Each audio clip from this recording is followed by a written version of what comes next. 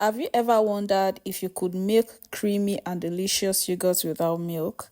Well, today I will show you how to make thick and tasty soya beans yogurt. Hi guys, welcome back to my channel. I started by measuring 1 cup of soya beans, already picked to remove the stones and dirt. I poured in enough water to cover and left it to soak for about 7 hours.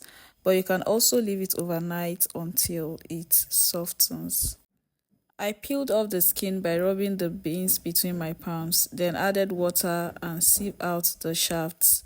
You can repeat this process until the beans are clean. If you want to make it easier, you can also use your blender. Just press the pause button 2 to 3 times to loosen the skin. After that, I poured the clean soya beans into my blender. I added 3 cups of water and blended until smooth. Please note that for 1 cup of soya beans, I used 3 cups of water to blend it. We don't want our milk to be watery because you are making yogurt. So if you are using 2 cups of soya beans, that means you'll be using 6 cups of water to blend your beans in your blender. Please be careful because if it is too watery, the yogurt might not come out well. After blending the soya beans, I poured it into a cheesecloth and squeezed out all the milk. While that is going on, let's talk a bit about soya beans. Soya beans are one of the most versatile and nutritional plant-based ingredients you can find.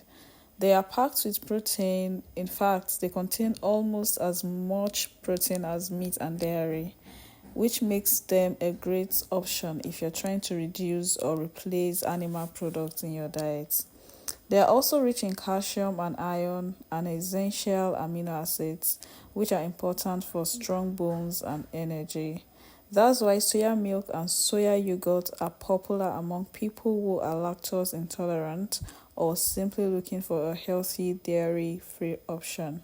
And please don't throw away the leftover shafts because it is full of fiber and nutrients. You can use it in baking, pancakes, or even in soups and stews. I will be showing you what to do with it in my next video, so make sure to keep it aside. You can put it in your freezer. Just put it in an airtight container and put it in your freezer. So in my next video, I'm going to be showing you what I did with it. To make sure that there are no tiny bits of shaft left in the milk, I strained the milk again with a smooth sieve. The milk is already on the stove and I added 1 cup of water, stirred it and cook it on low heat for about 30 minutes.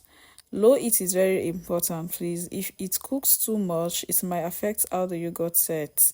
Keep stirring and remove any foamy layer as it foams on top while cooking. Please guys, do not forget it's on a low heat, on a very low heat. We don't want it to boil. I don't want the milk to boil. I just want it to cook on a very low heat for about 20 to 30 minutes. I think 20 minutes is fine, but I did mine for 30 minutes. So after that 30 minutes, I remove it from the heat. Then I sieve it again through the sieve into another bowl and let it cool down a bit. You don't want it to be too hot or cold, just warm. Here is the trick. When I dip my finger into the milk and can count up to 10 seconds comfortably, it's the right temperature.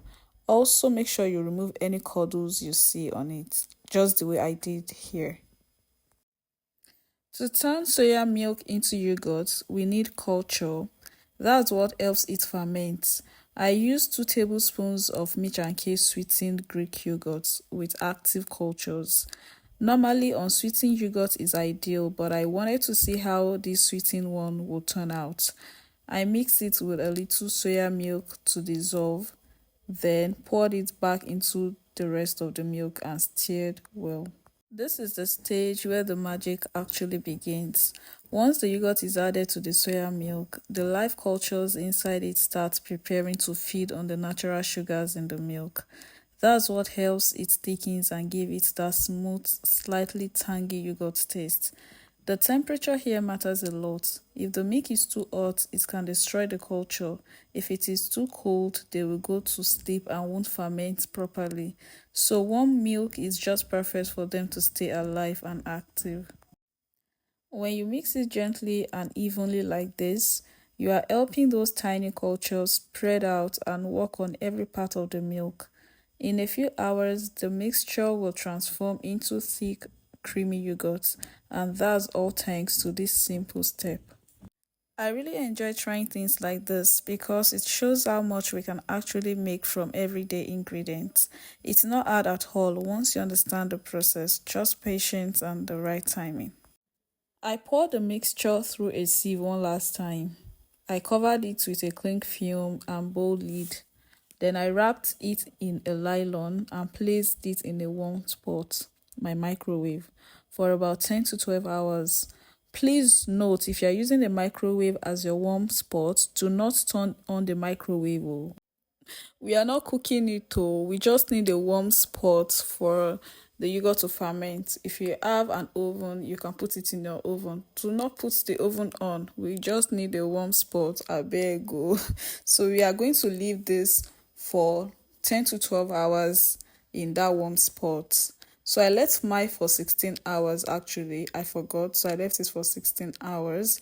So now 16 hours later, let's check how our yogurt is doing. Wow, see, look at how thick and creamy this came out. So I pour out the whey, and I also learned that you can use the whey for another yogurt. You can use the whey as a culture. I don't know how that will turn out, but I'll try it again. I added some sugar to sweeten it. If you don't want sugar, you can leave it like that. But I added sugar to mine, then I'm going to whisk it to smoothen it. I realized that only whisk cannot do the job, so I went ahead to use my blender to blend it. So I added more sugar because I want it sweetened.